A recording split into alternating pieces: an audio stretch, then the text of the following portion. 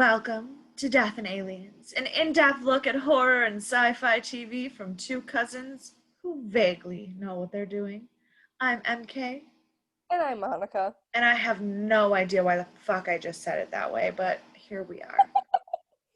I was like, oh, she's going in for the I, I theatrical. went I went for full dramatic reading today. I don't. Back to Death and Aliens. Like it's like you're on like those fucking shows where it's like tales of like supernatural and paranormal stuff, and that's like how they say like their introduction to the show. It's like, On hi. this week's episode of Ghosts in Your Grandma's Kitchen. That's a very odd place, but I think I don't know where that came from. welcome back to this week's episodes of Ghosts in Your Grandma's Kitchen. God damn it, Mary Kate. I literally don't know where that came from. We are filming opposite of our usual schedule, so it is nighttime for me, so I'm the insane one this week. Yeah, and I'm kind of, like how Monica was in the beginning of Death and Aliens, dead inside. But I'm always dead inside. Because we normally talk about our week, but I had a rough night last night, okay? Um, I ate a lot of food, and for me, I normally, like, I do eat a lot of food, but at the same time, I don't, like, not in one sitting, and I ate a lot of food last night for zero reason. And also, I was drinking some special grape juice, like good grape juice, the grape juice that makes you feel things. So I was drinking some grape juice, and for legal reasons, and eating a lot of food. And by the end of the night, I wanted to barf, and I don't think it was because of the grape juice. I think it's because I ate so much, and I normally don't eat that much at all. Yeah, I spent the evening with children, which I usually do.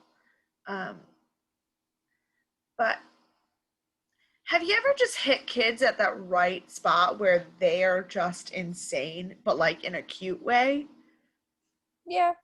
Because that was my night. I've already told Monica this story, but while singing the Months of the Year song, my 7-year-old little boy decided to change the name of the month October to My Tober while sticking his toes in my face, and then told me all about how Michael Jackson owned a factory that made shirts and Chinese gongs.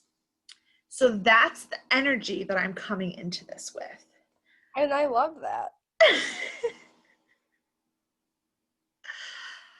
Kids are Oh, great. children. Kids are great, but then they're also kind of not. Oh no, I don't have any bad feelings about children this week. My kids were great this week. We did leaf rubbings Ooh. in class on Friday, and I told them we were doing leaf rubbings, but they didn't know what that meant. Their homework was to bring leaves into school, and I brought a bucket of crayons. But my favorite was all up until Friday. They knew we were doing this on Friday, but all up until Friday, every day they would try to figure out what a leaf rubbing was. And these are the suggestions I got. Are we going to rub the leaves together? And Mm-hmm. I said, why would we need to do that in our book? Yeah. I also got, are we going to rub the leaf onto the paper and turn it green with the chlorophyll? So like at least they're learning something. I Yeah. also got, are we going to dip the leaf in paint and throw it at the paper?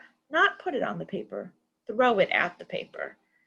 And I said, absolutely not, because I would not be cleaning that up.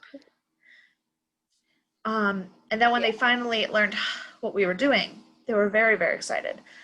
And most of them got it. There was a couple kids that it did not matter how many times I showed them how to hold the crayon correctly. They did not rub that leaf. They just colored on a paper. The A for effort, at Right. least. And then there's this little boy in my class, and he's really, really a sweet kid. And he doesn't really have any friends.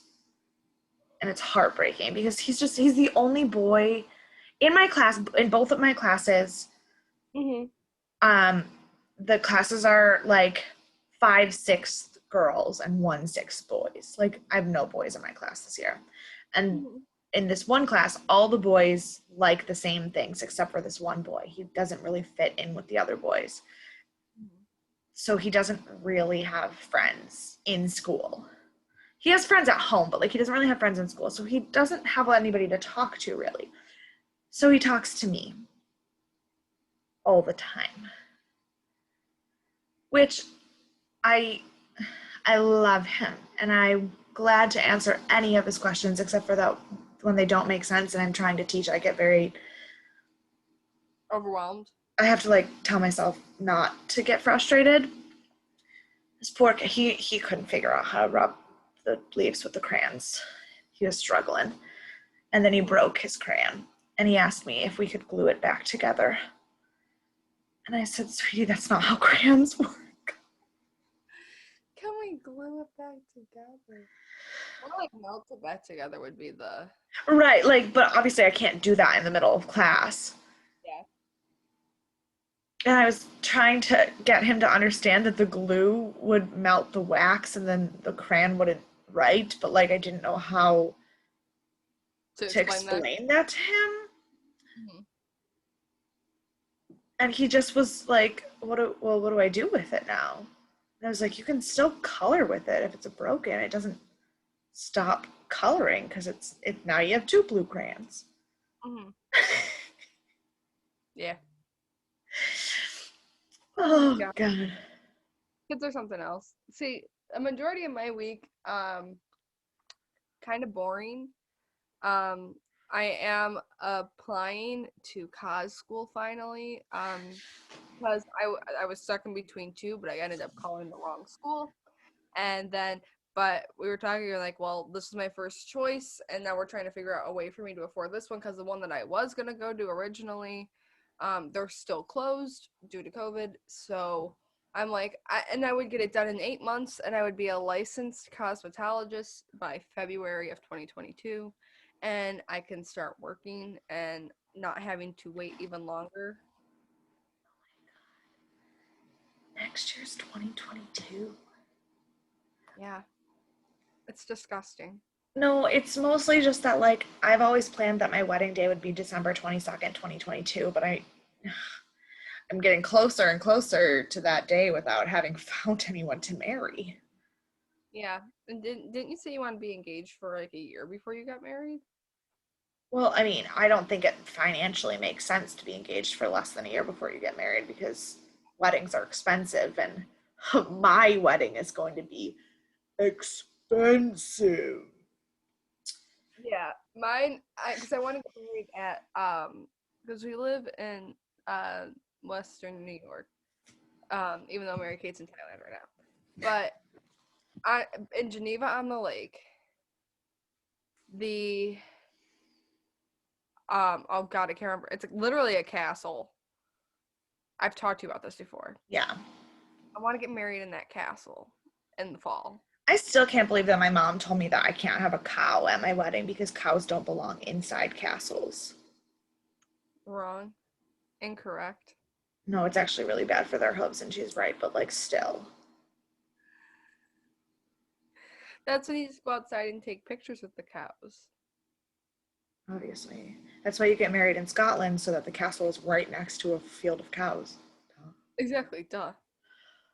I mean, if you get to Scotland, I gladly will take a trip to Scotland for your wedding. I mean, ginger bearded Viking esque men really. Maybe I should just go to Scotland. Yeah, don't come back here. Go to Scotland.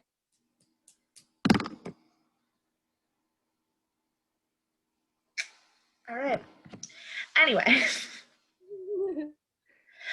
I'm gonna try to keep this podcast on track this week because while editing last episode, I realized that of the hour and 35 minutes of that episode, about an hour of it was not about Hemlock Grove. Yeah, but that's kind of how it goes for us. Also, Boo is here and he's being temperamental.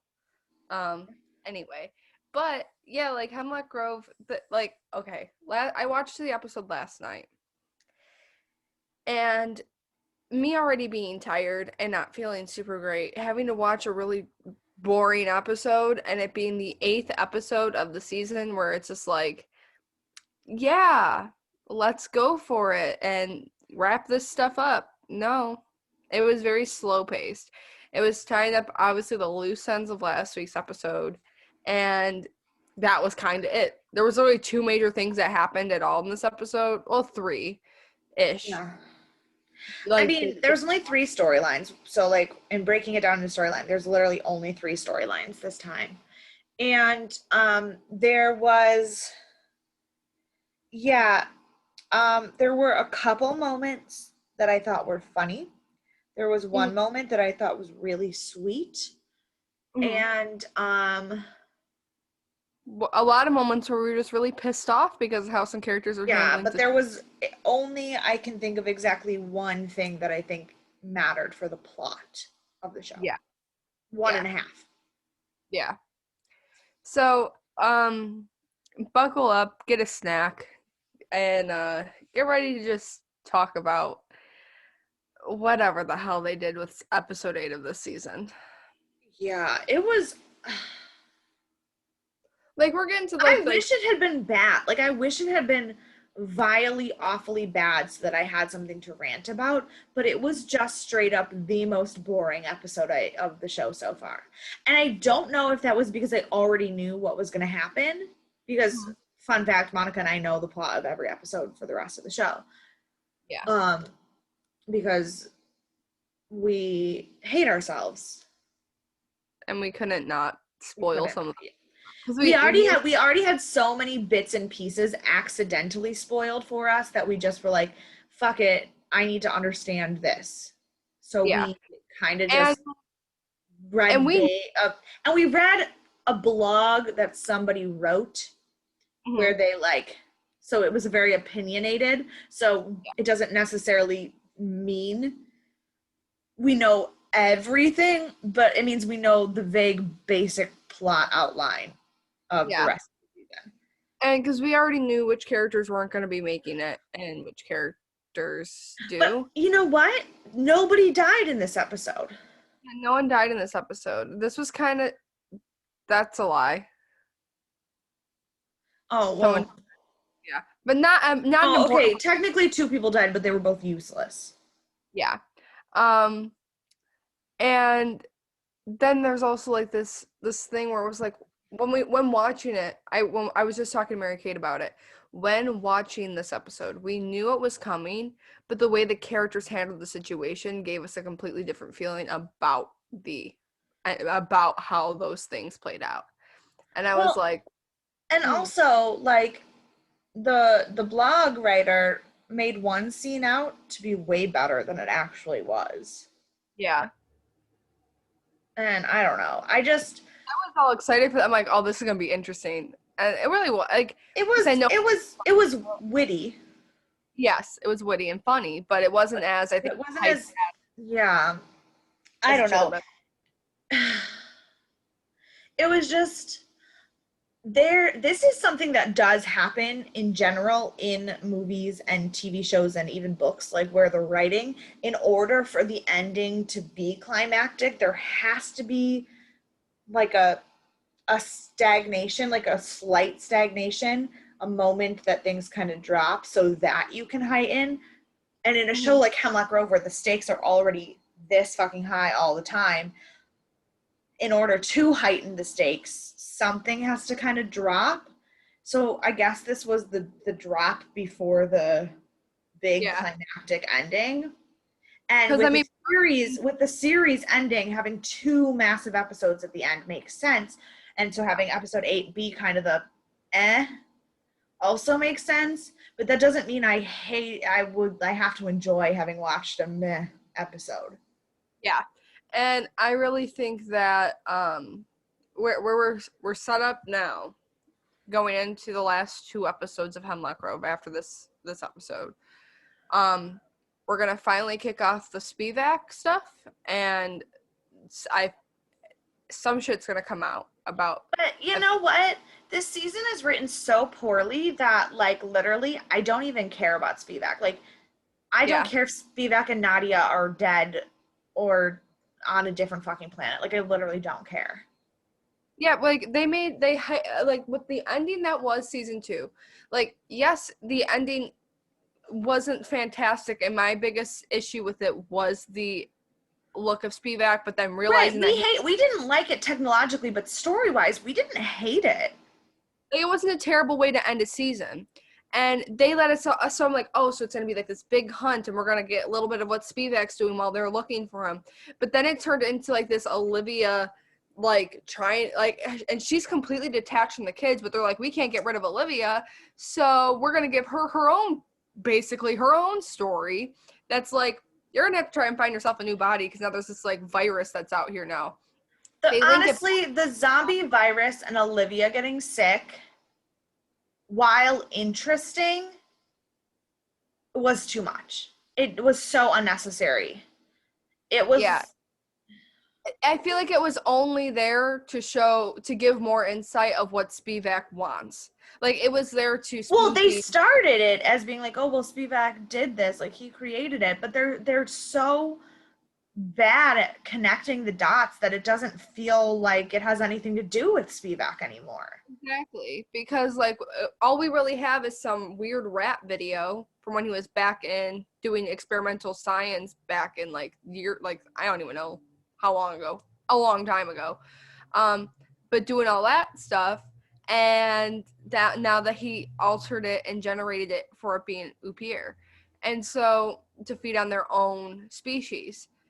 Yeah. And with that, it's like, because he just wants Upier's gone, but I don't understand why he would want Nadia so badly. She's technically part Upier, which I guess she has like some magical shit in her ovaries. I don't know, which bothers me enough as it is. Yeah. But we've already realized the scientists in the show have tortured and killed multiple children, so it doesn't really matter, I guess. Yeah. Um, So, speaking of this horrible scientist, let's just get right into it. So, sorry, my eyelashes did something weird. This is Hemlock Grove, season 3, episode 8. Also, fuck whoever titled this episode. I didn't even read the title. What's it called? What is it? It's called Dire Night on the Worm Moon. Yeah, what the fuck does that mean? Okay. What is a worm moon? Is it like a half moon? Because like it can't be a big circle, so it's like a crescent moon. Oh. The worm moon is the first full moon in the month of March. Oh, yes, it is a full moon because of the end of Well, the episode. yes, but, huh. It's the first full moon in the month of March because it's the first full moon in spring and the ground is thawing and so earthworms appear. So that's why it's the worm moon. Oh, I actually kind of like that. That's kind of cute. Yeah, okay. So, but also, they never once mention the That moon was in the episode. Yeah. It literally is And the also, fact. I didn't think it was the full moon because I think it isn't a full moon and that the ending is signaling something worse. Yes, and the thing is that it obviously, because at the very end, it it wasn't what we thought it was gonna be. But I was like, if that's the hill you're choosing to die on, buddy, go for it. But then it ended up working. So I'm like, oh, so it has to be a full moon, which you guys probably have seen the episode, so you put two and two together. But No, but I don't think it was. I really don't think it was a full moon. I don't think. he went back to being him afterwards while he was digging. He reverted back to human form. Yeah, but if it was a full moon, he can't. On the full moon, you can't control that. Only when you're turning and unturning on your own can you have any control over it. I think he has control over it, but he did Oh it. no, I literally have a note that says like Peter turned, so that's gonna be bad. Like I think I think this is the start of him going down a Vargolf path, but I think he literally turned on purpose to use his scent to find her. So I don't Yeah. think it was a full moon. Huh. I don't know. So yeah, so like that's it. Like I said, the title doesn't make sense because it's so confusing. Because if, like, with it being the title, it has to signify that there at least is a full moon, and it's in March now. So it has to signify that it's a full moon, and Well, that's no, you would think it would have to signify that, but fuck this show. true. But at the same time, like, Peter might have control over his phasing, which isn't good. But I think it was, I think it had to been on a full moon because the last time he went, if he stayed that way, he was going to become a Vargolf. So he Yes, only has. but becoming a Vargolf doesn't mean that you can't turn back into human. It just means you start to lose control of your human side of your mind because Christina was able to change back and forth. You're right. But didn't Destiny say, like, once he only can change one more time or else he's Yes, gonna be he said you won't be able to come back. Doesn't mean physical body of Peter won't be able to come back. It means you up here won't ever be in control anymore. Whoa. Well, hmm. Yeah, so doesn't make sense. When he starts sprouting little white hairs, we'll have to be concerned. Right. It came out on October 23rd, 2015. It was written by Travis Jackson and Nader Navidi, who wrote episode 2 of this season. And it was directed by Carl Tibbets, who does not have a long list of credits. And specifically prior to Hemlock Grove, he has only one television credit. Mm-hmm. But that television credit is 2 episodes of Black Mirror, which includes the episode of Black Mirror that John Hamm was in, which is one of the most acclaimed episodes. And he has been nominated for an F ton of awards and stuff for that episode of Black Mirror. So it's not a long list, but that doesn't mean it's a bad list. Yeah.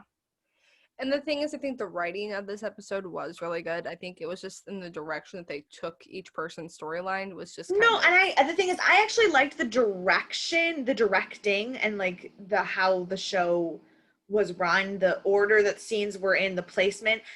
I don't blame either of the 3 of those men for this episode being boring. I think it's just kind of what's happening in order for things to make sense to build up to what's coming. Yeah, I think they just were gifted a pile of shit. Yeah, essentially.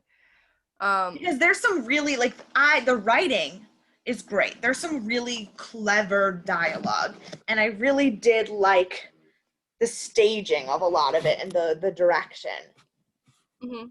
I think they pulled some really great emotion from the characters. Yeah. Not all of them. I think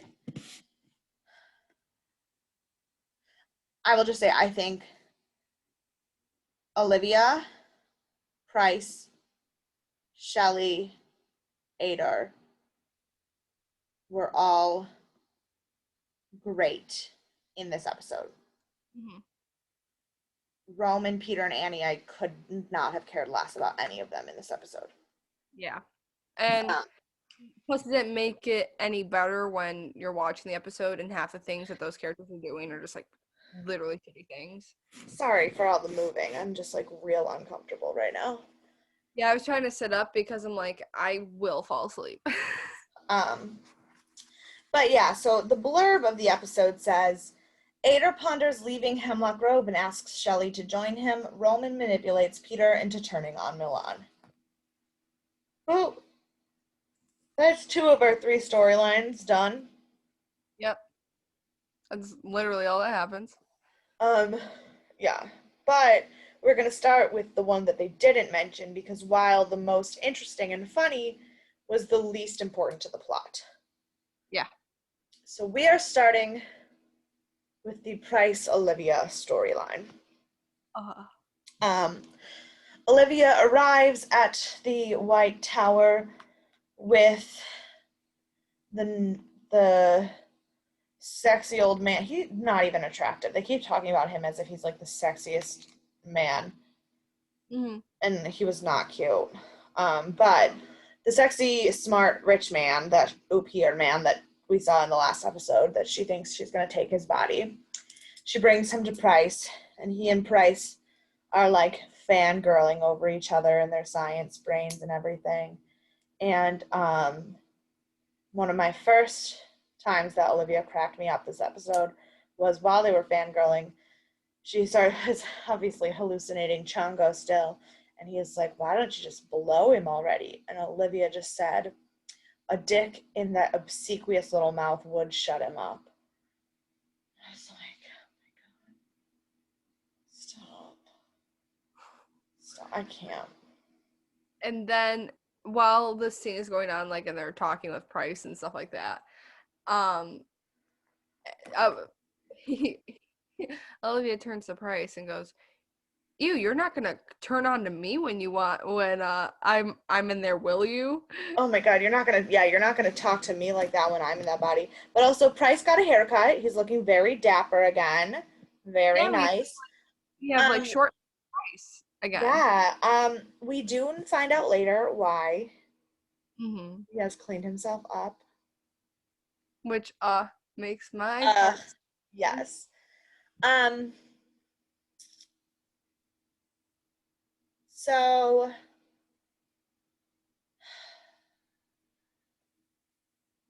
I don't really know what all happened in this scene, but It I was wrote Price and Olivia are just talking about like terms of what's going on and like her taking this body and her still blackmailing him and everything. But I don't really know all that was said. I just know that my note says poor Price. Olivia is such a bitch.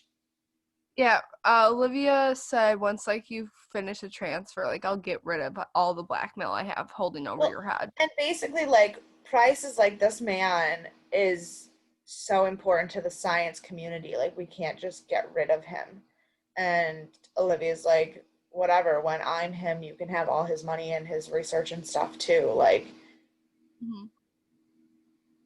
and she says, like, don't pretend your demonic perversions are actual scientific experiments or whatever. And like, just Yeah. be a little bitch. Yeah. Um, then the next time we go back to them, they have completed said transfer. And Olivia is in this man's body. And She we realized get what a dick does. we get And so, some of the funniest things hmm, ever. And like, I commend this actor so much for having to yeah. try to play Oh, Olivia in his body. yeah. I It's mean, he like did do a good job at he it did a too. great job. It was so good. But my favorite moment was that immediately she started feeling herself up. And she just said, now that I've got this thing swinging between my legs, how does that make me better than every woman on the planet? I was like, Damn. damn. And then, of course, because she touched her dick like a few times, she had got a boner, and she was like, wow, doesn't take much. Yeah, to get this boy excited. And then Price hits her back with like, he's like, yes, and now you can go have some newfound trouble with your new friend you have there. And I was like, Jesus Christ. Like, and then Olivia is looking. Olivia, ooh, are you okay? Pulled his nail on my blanket. Are you okay? Oh, Oh, baby. Oh my God. He went to go move and he snagged his nail. Oh, honey, oh, are you okay? You okay, baby? Jesus Christ. Sorry, everybody. no, that poor little guy. Okay, Bob? He has to get his nails clipped. It was his dew claw. Mm, Oh, poor baby. I'm sorry. It's okay. Olivia, as man Olivia, sees Olivia's body, and immediately starts thinking with her dick, Mm-hmm. and decides that She wants to send off that Olivia. before they dispose of the old body, she'd like to give it one last ride. Yeah. And Price said, "Your narcissism knows no bounds," Mm-hmm. which was what I thought was going to be my favorite line of Price's in that moment, Mm-hmm. until he said, "Well, with all due respect, you can just go fuck yourself." Mm-hmm. And then they start like making out, Pawing starting at to each other, ripping each yeah. other's clothes off. But then Olivia's face starts to get some of the disease in it, and man Olivia goes, "What the fuck?" and gets freaked out. And the biggest thing that man Olivia sees is how the disease has really affected Olivia. And Yeah, he's like, I not trying to be an asshole, dude. Not that you're ugly. It's like it's just I can actually see what this has done to you. I feel so much better now. He was yeah. like, I realized how much better I could have felt, and this disease is literally just wearing us away. Because Um, Olivia's second thoughts about wanting to get killed yeah. or anything. And while they're like about to have sex and then start fighting, Price is making some notes about the procedure, and he talks about how in the other successful transfers, neural function has not stayed. Mm-hmm. And we see that Price is trying to get rid of Olivia's body as fast as possible so that if this fails, Olivia will be dead forever. Mm-hmm. He's very gleeful about it too. Yeah, he's But like, please, like, is recording it, and then he like stops, pauses the recording, goes, "For the love of God, it would be so exceptional that they would pass away." and then he presses recording. Continues. and then he gets interrupted by Olivia and Olivia screaming at each other in this fight about how she's ugly now. And unfortunately, the fight is like a three-way fight because Chongo's also screaming and Olivia's talking to Chongo and nobody else can see Chongo and it's just a hot mess. Yeah. Um, so then they start quizzing Man Olivia on things about Olivia's life to try to prove if it's really her or not, and it is. So she finally agrees that she's really gonna let them kill her. And the thing that really pushed her over the edge to saying, yeah, like, I'm okay with dying the way that Price wants me to die. Because at first she's like, well, can't you just like let this one walk around and be me, and like I can just finish out the rest of my life until I die? Yeah. Price was like, mm, well, let me show you what happens. And then so it turns into Oh yes, yes, yes. self cannibalism. So the host will start to eat itself if it's at a certain stage of the disease. Yeah, and he said you probably have about 2 or 3 days left before you start auto cannibalizing. Mm-hmm. So would you like to choose when you die or not? And choose So how she you, agrees. yeah. So the last Price Olivia scene, and it's funny because I literally have only one more note about them for the rest of the episode, and it just says, "Uh oh." Mm-hmm. So we go and they're putting Olivia, they're gonna give her morphine and have her die. But before they do, she has to call her lawyer that has the blackmail for Price and call all the blackmail stuff off. And while she's on hold trying to get up to the lawyer, the man Olivia brain malfunctions and he seizes and dies, kind of starts to like brain die. And then Olivia and Price get into a fight and start screaming. And she was like, "You knew this was going to happen, and you just wanted to kill me so that you could get rid of me once and for all." And he was like, "Well, I knew there was a risk." And he was pretending that he didn't know this was going to happen. And then he goes, "You have to admit, it was a really good plan." Um,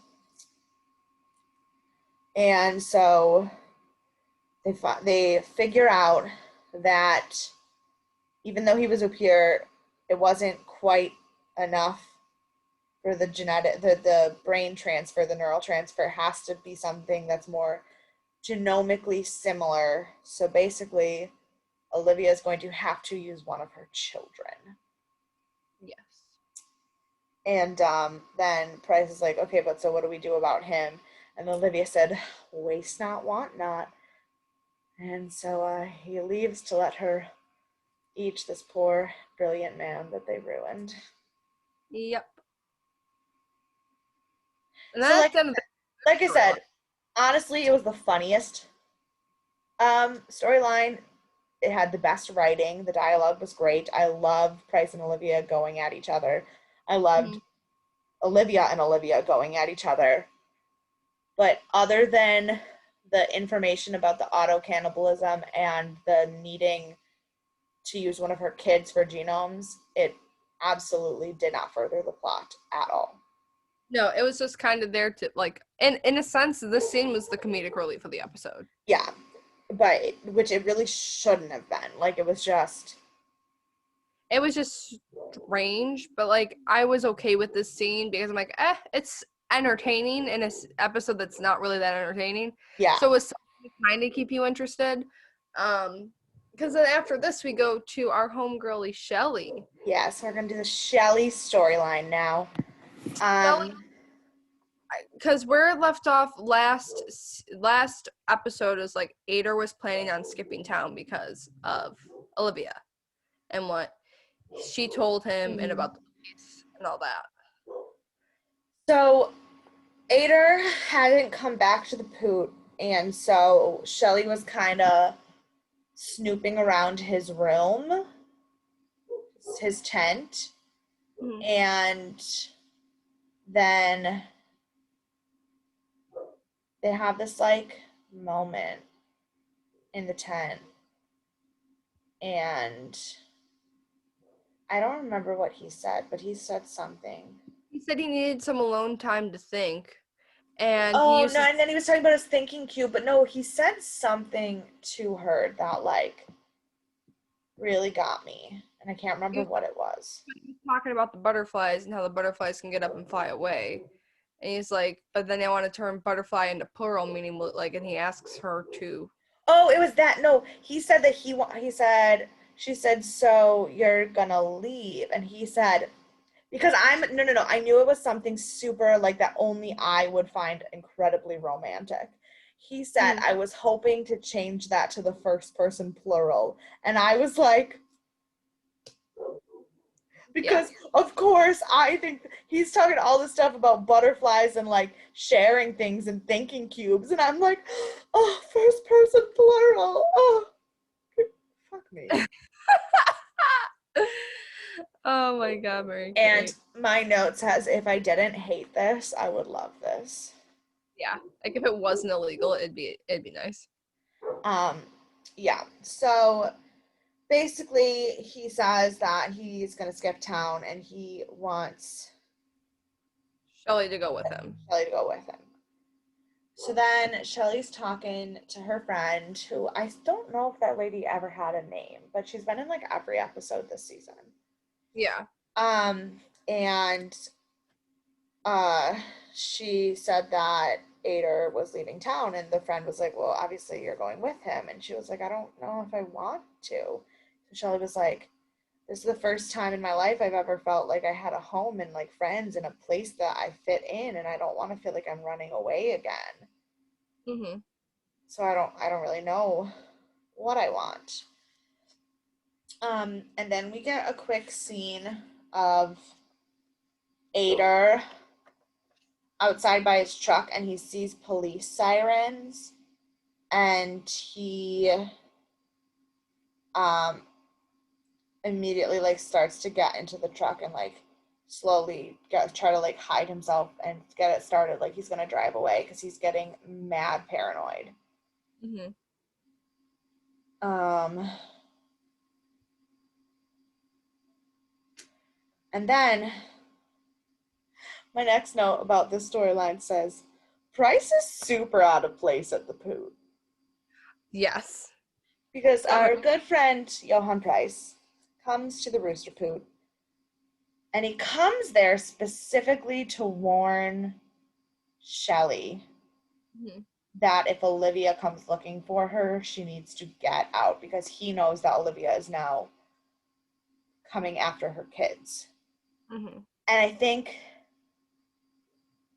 Shelley's probably the least likely victim because she's not Upir. mhm.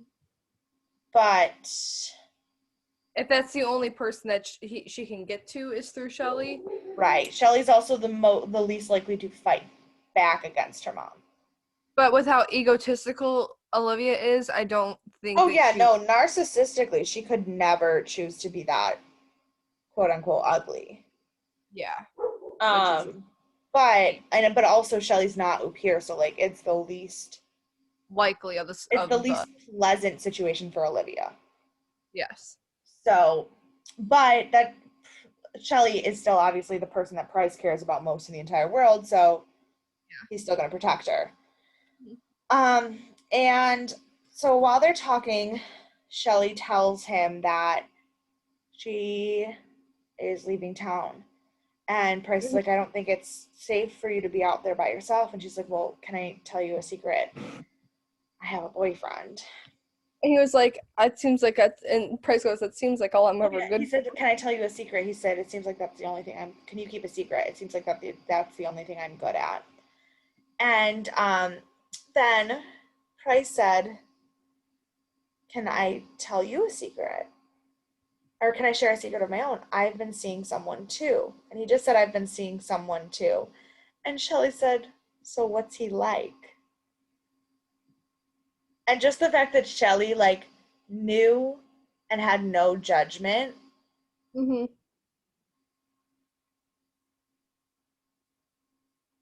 warms my heart." Sorry, I'm actually gonna start crying. Part of It's it is because there's something in my eyelashes, and part of it is because this moment is so pure. like she like that is like shows like truly how much of a kind heart that Shelley just Right. has. And like he never really came out to anybody, and she had always just knew, and she's just never looked at him any differently. And she was just like, Right. "Who is And this?" especially because of after all of the episode and all of the like really homophobic things that Olivia and Isaac had been saying, and not that you could hear Isaac's stuff, but the really homophobic things that Elizabeth or Olivia and Chango had been saying to and about Price the whole episode, for someone to like know and still love him was like probably a little bit more than his heart could take in that moment. Yeah. And then Price starts to tell him that he's like, it's indescribable. Like I never thought I could feel anything like this for somebody. And I was like, Price And is finally and Shelley said, I know, like, and Shelley said, they make you feel like you can be the best version of yourself because they see you that way and it makes you know you can do it. And it's made me so happy and also so sad because like they're writing Shelley's love for Ader so purely. but nothing about the situation is pure. And we've gotten into it before, and we're not going to get into it We're again. not going to But get into it again. I just it wish just that sucks. it just sucks that the only healthy relationship in the show is one that is not okay. Like in real world issue is not okay. Right. Because it's So, not. It's unless we missed a huge point where she magically became 18 at some point. But I don't think that that was the case. no, the timeline of the show does not make sense.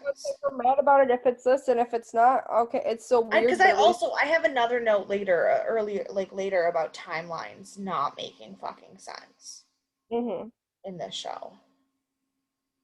So I don't know. Maybe Shelley's already fucking 20 and we don't know shit because this show has terrible writers. like we don't even know how old our two antagonists are, Right. really. literally have no idea how old anyone is except for Adar is 38, and we only know that for no reason. Yeah. And speaking of Adar, Olivia or Shelley wants to introduce Price to him. So she brings him to like the main room at the Poot, and Adar is getting on stage for story time. But he unfortunately kind of loses his goddamn mind. Yeah. And his story time is the true story of him and what he did. And for a second, I got the vibe that he was going to turn himself in. And this is where I got irritated because I as he's was, telling this story, he's like, and with because the police show up and the sirens are playing. He's like, and with this swan song, this will be the last time you guys will see me. Blah blah blah, whatever. But he doesn't turn himself in. He runs, and people at the Rooster Poot get right, arrested. because the thing is, technically, they're breaking the law too because they're squatters in this privately owned place and everything. And I wrote like I'm mad that he took the poop down with him. Like because he didn't turn himself in.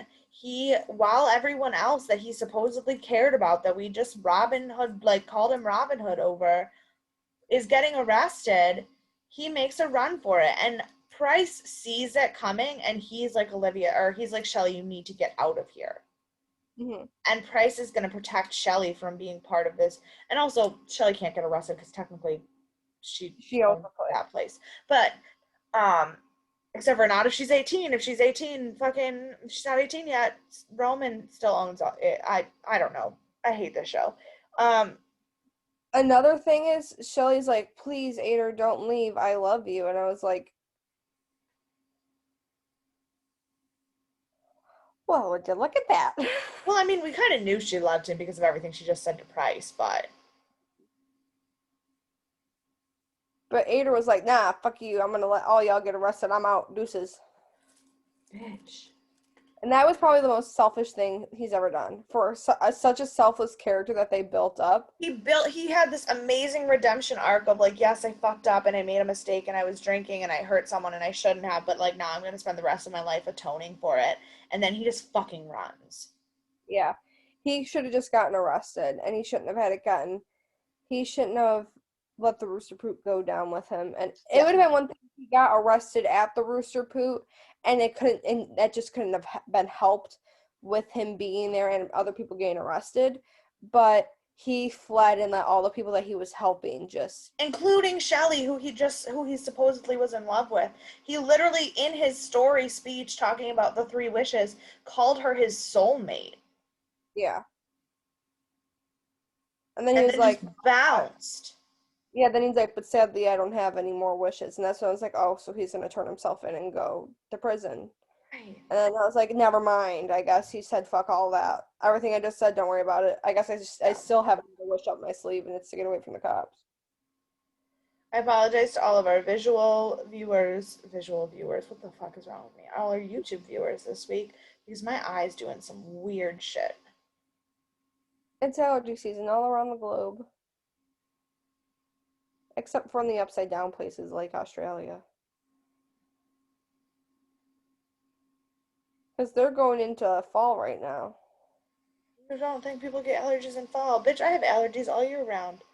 I have allergic rhinitis. I'm allergic to breathing. Me. Now we No, get into. literally, I went to the doctor one time because I thought I had a sinus infection, and he took an x-ray of my sinuses, and he was like, nope, you don't have an infection. You just can't breathe. It was like, great. Cool. Well, fantastic. Now we go on to probably the most effed up storyline, which this is also going to entail Annie a little bit too, because like she has like There's, a few scenes on her own, but she's kind of like there's involved. one scene on her own.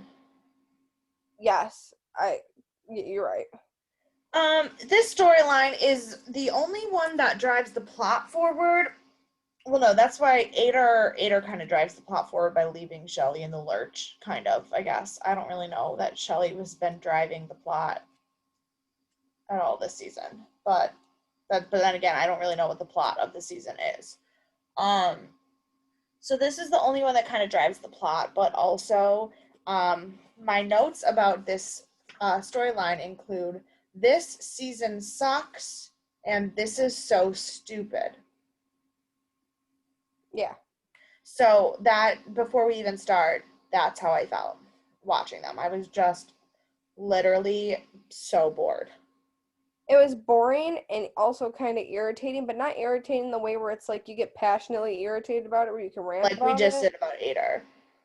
Yeah, it's kind of just like, this is boring, and I'm mad that it's boring, but I'm also like, you're a piece of shit, but ain't nothing I can do about it This is because, my face watching this. yeah, this is how I sat watching it last night. I was doing one of these. I was Yeah. like, it was rough. So the episode opens with quite honestly visually beautiful scene Yes. of Roman crying and digging a grave and then putting Destiny in it. And then he climbs over her body and kind of has a moment, man painting over her body. Hmm. And then takes the fucking engagement ring off her finger, which I wrote, how dare you take her ring off after what you've done to her and Peter? Yuppers. Followed by the most beautiful shot on this entire show of the dirt falling onto her face as he buries her. Yeah. And then the credits. Like, it was honestly, like, it was chilling. I was just like, ooh. Yeah, I And got goosebumps. and that really awesome scene was it. Like, that was the only good part It was of this whole. yeah. So then Roman is at home. He's fighting with Blinsky or Blinksky or however the fuck you say Klaus's last name about the fact that Klaus has not found the cabin yet. And Klaus is like, I've been awake for 37 hours straight and I know it's not in Connecticut. Hmm. And Rowan's like, well, that's not good enough. And then he goes up to Nadia's room, which is apparently now transformed from a baby dungeon to hostage room. Yeah. Where he Um, left.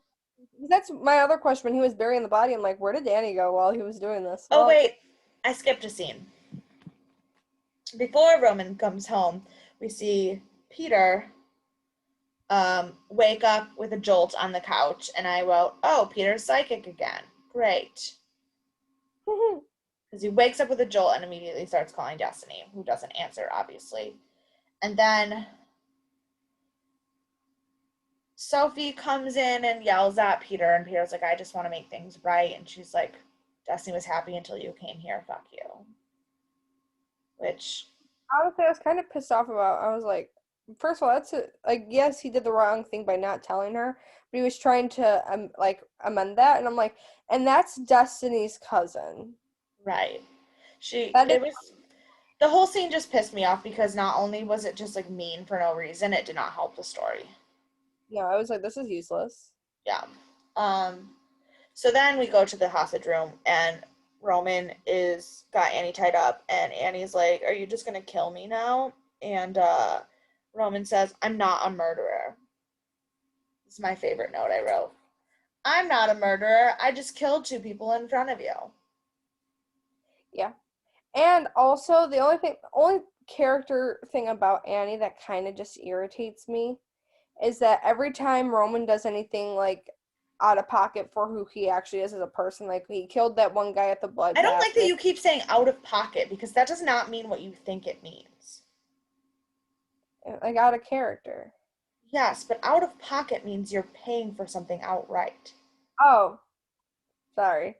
But I mean it in like the pocket is out of that pocket. Um, but out of character for Roman, and like he just and like Annie just goes like, huh, you gonna kill me now? Like every scene that she's been in the past 2 episodes, are you gonna kill me now? I'm like, bro, relax. Like if he wanted to kill Yeah, you, he would kill you already. right. I don't blame her for thinking that way, but at the same time, like if he wanted to kill you, he would have killed you instead of tying you up I and putting you in mean, a. but like also you just watch this dude kill two people and hate fuck you. Like it's a reasonable question. Are you going to kill me next? And maybe she shouldn't have, I don't know, kept going back to his house after the first time he killed someone and then hate fucked her. She should have been like, okay, deuces, I'm out. We fucked, goodbye. Yeah. Um, She kind of keeps putting herself in the situation and then gets mad at Roman for doing something stupid and then be like, are you going to kill me? I'm like, bro, you easily could have left like 6 times, but you just didn't. yeah. Not her character that gets on. But so then Roman tells her that the reason he killed Destiny is because she was dying and there was nothing that he could do, and that if he took her to the hospital, he said, I shouldn't have hit her. That was wrong. But like she hit me first and I was angry and I did it. And then it was too late because if I tried to take her to the hospital and it didn't work and she died, it Peter would never forgive me and it would just turn into a battle between me and Peter that would never end until one of us died. Mm-hmm. Which makes what he did make sense. Yes. Because of course Roman doesn't want to ruin things with him and Peter and have them both die. Like that's not what. But then we get a little conversation that bothered the fuck out of me. Because Annie, who at least has a very consistent character, starts going on about religion and how that once she found God, she was okay and she could like be okay with the bad things that she had done. And she said repentance, atonement, forgiveness, those aren't just words. And it was all beautiful. And she was pulling out the Bible verses and she was like, there's many rooms in my father's house. And it was all poetic and beautiful. And then Roman went and fucking ruined the metaphor because And he he said, in for me. well, there's no room at the inn for me. And I was like, did you just call yourself Jesus? I don't think you understood the point of what she was saying. Your metaphor doesn't make sense. And I got very, very worked up. Honestly, I would have said some shit like that because I don't know religious context. But if you like knowing the religious context, you're like, no, Roman, you're a dumbass. Right. And for me, it was problematic. And I understand that, of course, Roman doesn't actually know anything about religion. And he just said something that vaguely sounded like it came from the Bible to him. And he even said that there's no hope for him. Even the priest told him. So, like, he knows enough about religion to know there's no room at the inn is from the Bible. Mm-hmm. But clearly not enough about religion to know that that makes absolutely no fucking sense for what he is trying to say. Yeah. And because I am who I am, that might have been the most emotional I got of any moment of Romans in his entire episode. Yeah. I mean, and for me, I got pissed off at literally the next part of the scene that's about to come up. Um, because while Annie and Roman are talking about, religion and stuff like that, um, Peter shows Peter and up. Peter shows up and just walks in because he knows the code to Roman's house, and they're like lovers. So he comes on in, and the Hold on, time immediate out quickly. Speaking of them being lovers, Monica and I just read an interview before we started filming this with Landon Liberon, where he said that the sexual tension between Peter and Roman was never actually written in the script. It just kind of happened. which I love that. And I'm like, woohoo. It also makes me happy that we were not the only ones that caught on to the sexual tension. There's just Yeah, no, I mean, obviously we weren't. They ended up writing it into the show with the whole Price conversation last week about them being gay. But like, I love that that wasn't even in the script. Landon and Bill were just like secretly in love with each other. yeah. And I'm like, oh, we love to see it. We So, love to see it. We stand Landon and Bill, but Peter and Roman are kind of bullshit. no, we stand Peter and Roman, and because Bill has a very lovely wife, fiance, something that I don't. Yeah. So But anyway, besides that, Peter walks into his lover's house. and the thing is for me that I noticed was the immediate. Obviously, he had to like just like put on a brave face, and I think they weren't just talking about Destiny getting like murked. Right. I said murked. Okay, getting killed, and so if for me, what bothered me the most is like yes, Roman is manipulative and can put on a face to get what he wants, but the only person he never really was able to do that with was Peter, and to see him do that to Peter sucks. Yeah, and then like as their conversation goes on, he's sharing the stuff about like Nadia and everything with Peter, and Peter's like venting to him about Destiny, and he's literally like fishing for information about Milan from Peter, and as he's doing this, he's like planning his scapegoat plan in the Mm-hmm. moment to blame Destiny's death on someone else, and it was annoying. Very. And so as that scene is carrying out, I also Annie left like right when Peter showed up. Yeah. And Oh, I so they're lied. going Annie did have two scenes alone. I forgot about one. after Peter ends up, they're talking about it because Roman's really trying to get Nadia back because they finally have like some information on where to go to get her. Yeah. And Roman is also doing it he's trying to figure out a scapegoat because Peter also says, I can't help He's you like, I'm until not I gonna help you find Nadia until I know that Destiny's okay because like we both know I won't be mentally any good. exactly. And so also Roman's like, fuck, I need to give him some closure so that we can also get this done too. Yeah. And so after this, Roman goes, I have an idea. And then the next thing we see is idea. So they go to Milan's and Roman punches Milan in the face. And then they tie him up and they're talking to him. And this is not important, but I wrote a note about it because Milan was like, I know who you are, Peter Romantic and Roman Godfrey. And if you guys don't let me go, I will end both of your bloodlines. And I was like, both of their bloodlines are potentially about to go extinct. So, like, not Yeah. wrong. Um, so, oh, that's not even a note from this episode. I was like, that doesn't make sense. Um, so then Oh, but then I did kind of enjoy this moment. He was like, yeah, I know who you are. And Peter goes, oh, he thinks he knows who we are.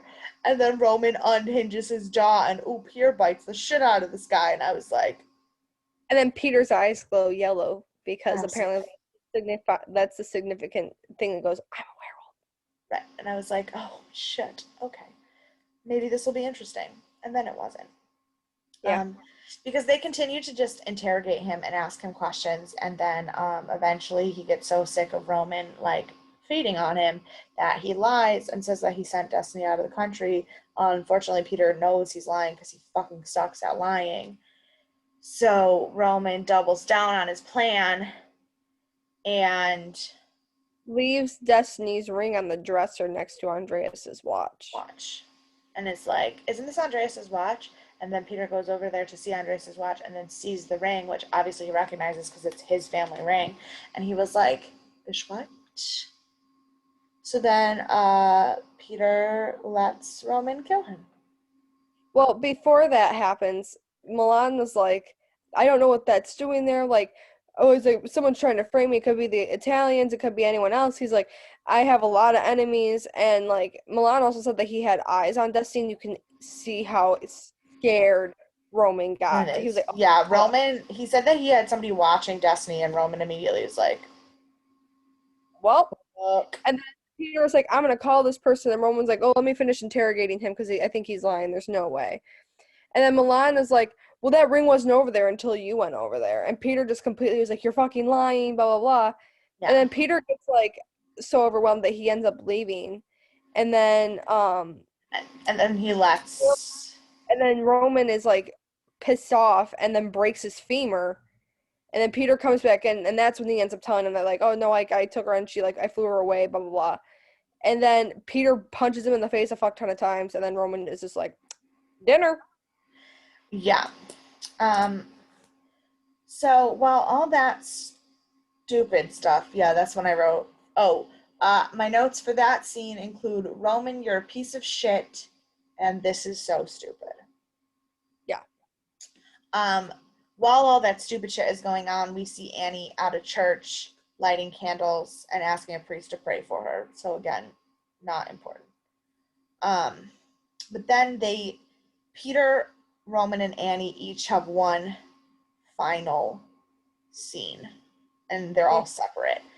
Annie's final scene is that she goes to a gun store to buy a gun, and we get a really boring and also pointlessly aggressively and misogynistic scene with a gun dealer trying to tell Annie that she doesn't like that she can't have a big kid gun and that all the guns come in Barbie pink. Breast cancer pink. Oh, breast cancer pink. And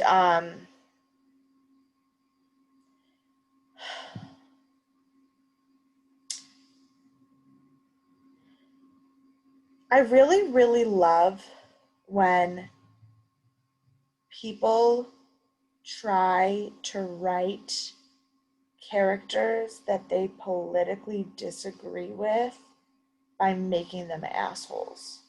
Yeah.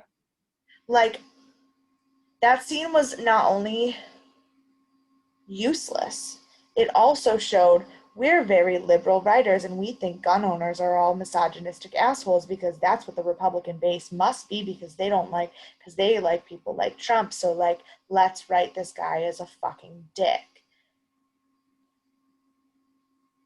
Like, I do think that there are some gun No, dealers that are. there definitely are, but like it's one of those moments where it's like y'all have clearly never been to a gun store in Eastern Pennsylvania or in Western Pennsylvania. Mhm. So that was just a fun scene all around for no one. But then we have Roman's final scene, Oh, which but is there was one funny moment in that scene though, quick, when she said that there's been break-ins in her neighborhood and she needs to protect herself. And when she said what gun she wants, he said, "What kind of burglars are you trying to deal with?" And she said, "The ones I want to drop fast." And I was like, "Fuck." yeah, she said bang bang. Um, and then we go to Roman, who gets a phone call from the police dispatcher, and it kept saying blocked number, so he wasn't answering at first. So he answers it again, and then he's like, "Hey, I'm a detective studying a homicide of this guy in was it Eastern Pennsylvania, Or no, in and South Erie. South Erie, sorry, in South Erie, and do you know who this person is?" And Roman's like, "No, I have no clue." He's like, "Well, they texted something the Helmet smorgasbord. helmet smorgasbord to Roman's phone," and Roman was like, "Oh shit." So then he was like putting puzzle pieces together, and we see him going over to Blinsky, who's passed out, and Roman's like, "Blinsky, wake up!" And he wakes him up, and he's like, "Put in Put in Erie, Pennsylvania. Erie, Pennsylvania, like Southern Erie," and um, then he's like, "Okay, okay," and they finally found a match for the house in Now, Southern. my note about the scene was like, fuck this detective, because he called Isaac Mm-hmm. at least a week before that. Yeah. Because you have to think about it. He called Isaac the day before Isaac went to Olivia and she killed him. So then you have the whole day of Isaac being in her imagination, Mm-hmm. the next day when she murdered him, the day where Olivia was in Toronto, Mm-hmm. and this day that they're in now. So minimum Oh, 4 days between him calling Isaac and him calling Roman. Mm-hmm. So I thought they would have been on the same call list because apparently they both got that Right, text. right. No, because Isaac called the number back after Roman got the text. So that's why the Yeah. police called Isaac's number. But so this detective is trying to find who killed these people, and they're going through this guy's phone, and you called this number that called him 3 times, but not the last number he texted before he died. Yeah. Um, I don't get it. I don't get it. So, But hey, it moved the plot along. We know where Spivak is. Woohoo! Cool. and But then then we go. the final scene is the one that Monica and I were talking about earlier with Peter's transformation. Yes. Now, I'll be honest, I missed part of this scene because at this point I didn't care about the show anymore. And when I looked up, there was a bunch of body parts lying around, so I don't really know what I missed. No, like there wasn't anything different. It literally went from Roman finding that out to trailing up the body parts and like the pieces of Oh, okay. clothing. Okay, I didn't know if Peter killed someone and we didn't see it. And I didn't see it. Okay, so there's just a trail of body parts and then Peter running as a wolf through the forest to use his scent to find Destiny's body. And then it shows him turning back into himself to dig up the body, and then he finds her and he's holding her and crying, and then the episode ends. And the episode ends with the most fucked up choice of music. It's like club music. No, do you actually I watched the whole credits. So I No. listened to the whole song. And it is the song that is the background to the Plankenstein YouTube video, which apparently Snoop Dogg was sponsoring. We forgot to mention that. Yeah, Snoop Dogg sponsored the Plankenstein video. So the song wasn't disconnected from the episode, except for that when you end at such an emotional moment of like nighttime dark scene holding a dead body crying and then go into a viral YouTube song, it's like, bitch, what? Yeah. Yepers. So, I think it's gonna be pretty evident who we're going to be punching in the face this week. Same person as last week. Our dear friend Roman Godfrey, for me at least. um, no, I think I'm Or gonna punch Ader. I was gonna say the Roman or Ader for me because of him doing what he did at the very end. Also, sorry, Courtney has been watching the episodes and texting us this entire time, and I've been trying to ignore my phone, except for that the last one says, FYI, even if she is 18, since she's been ruled as legally incompetent, it's still illegal. And since Courtney is a lawyer, I believe her, and fuck this guy. Yep. So, Ader. Yep. Okay. Ader. Yeah. Great timing, Court. Um, Saving Grace. Price and Shelley. Like Um, Price in general because like I just feel like we finally get like that happiness that he deserves, and the lines that he had in the Olivia scene were really funny. yeah, I'm trying to for story and dialogue, it would have to be Price. Yeah, So, because Roman and Peter were off doing their own dumb bullshit, and then Olivia's just being dramatic, and Shelley's needs help, and of course Uncle Price is here to save the day. Uncle Johan. He got I sad. would be an asshole and ask if you have any theories, but again, we already know what happens. Yeah, So, I have a theory that it's gonna suck though. I know what happens, but I have a feeling it's gonna suck. I'm just spoiler alert. Next week, my eye will probably be puffy, not from allergies. Yeah. I'm gonna give a little bit more of a spoiler alert.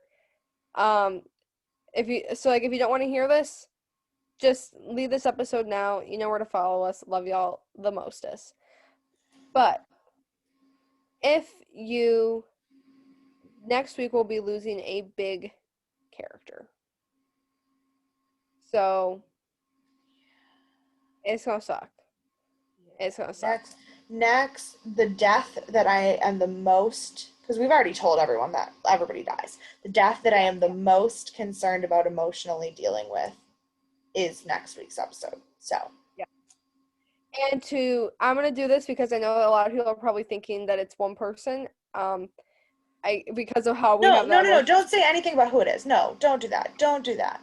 Let, we're just warning people it's going to be in the feels. Yes, we're gonna be in feel slammed. Also, I if you're still around, we have an announcement, and if you're not, you can get it next week because I'll re-announce it next week. But we are officially going to be hosting the first annual DNA Awards. Get it, Death and Aliens DNA. Huh, Monica came up with that. Super impressed with her. Best thing she's ever done. Um, and at the end of Hemlock Grove, we will be doing an episode that is just our DNA awards. So if you have any suggestions of award categories, please send them our way. Absolutely. We're gonna need categories. We have some nominees for certain things, but if you have any nominees or you want to do voting, and we could do like a Twitter poll about it the week before we film it. Yeah, we'll probably do a Twitter poll for like a couple of the big awards, but mostly I don't care about anyone's opinion but mine and Monica's because I'm an asshole. But Um, you can follow us on Instagram and Twitter at Death and Aliens. You can and follow me at oh, EMKAY_superstar. and you can follow me on Instagram at monica.lynn_ and Twitter at mon_lynn_. And if you have any questions, comments, or concerns, or any ideas for future episodes, email us at deathandaliens@gmail.com. Also, like, comment, and subscribe on YouTube. I guess YouTubers say that. I don't know. Some of my students found out I was a YouTuber this week and got very excited. And they were like, oh my gosh, you're a YouTuber? And I was like, yeah, you Yeah. can't follow me. Thank you, bye. But you guys have a nice week, and I hope it's not as I don't know traumatic. how long this episode was, but we're kind of ending it because both of our allergies are a mess, and I literally have like one droopy eyelid right now. So, Yeah, it'll be fun. We'll see you guys next week. Have a nice one, and bye. stay spooky. Bye.